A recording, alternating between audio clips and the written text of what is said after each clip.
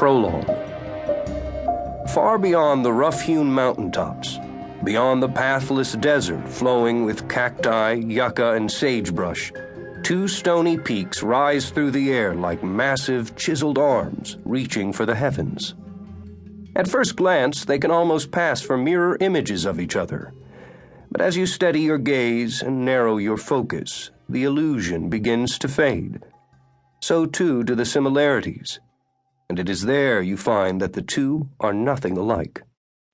High River Peak is green, picturesque, and well-traveled.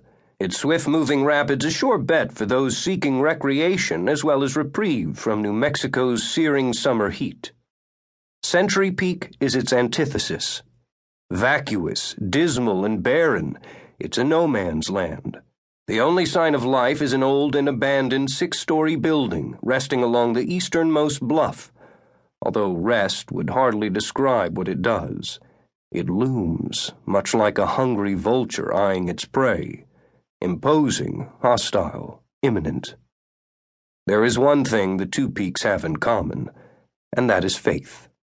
Tucked away like a well-kept secret, Faith, New Mexico lies nestled directly between them.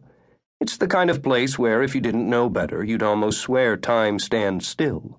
No fast food chains here, no superstores, no multiplex movie theaters. Everything is still mom-and-pop operated. Residents dwell in cozy, pastoral farmhouses, passed down through generations. White sheets sway on clotheslines, wiggling and puffing to the commands of a fitful wind. And people get their milk not at the corner convenience store, but from cows, grazing just a few hundred feet from their front doors.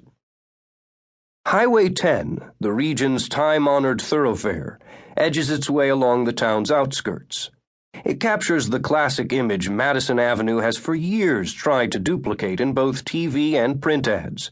Terrain dominated by flat, dusty stretches of sun-beaten blacktop, along with nostalgic-looking filling stations and greasy spoon diners, each decked out in luminous, wandering neon. You can almost hear the scratchy old vinyl 45s spinning in the background as an unforgiving sun bakes the midday air, forcing temperatures to teeter just a few degrees beyond livable. It's not Route 66, but it's close, and Faith is about as apple pie as any town can get without tasting too saccharine.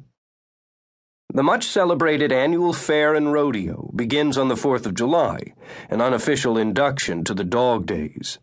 Arcade games bang and clang, organ music swells, and auctioneers prattle. Through the causeway, the smell of fried grease and cotton candy locks horns with the moist, earthy tang of livestock, while amusement park rides dance in the distance against a moonlit sky. The whole scene is noisy, chaotic, and in its own sort of way, enchanting, a rhythm of life, effortlessly weaving together into one pleasing rhapsody.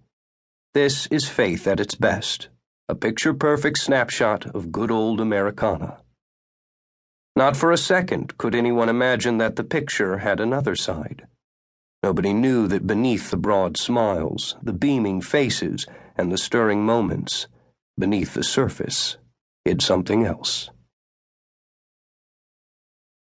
Chapter 1. Saddleback Ranch, Faith, New Mexico. The clock struck midnight. Something in the air seemed to change. Something sudden, mysterious, and filled with bad intent. Wind-driven clouds gained momentum, swirling into the path of a fiery moon.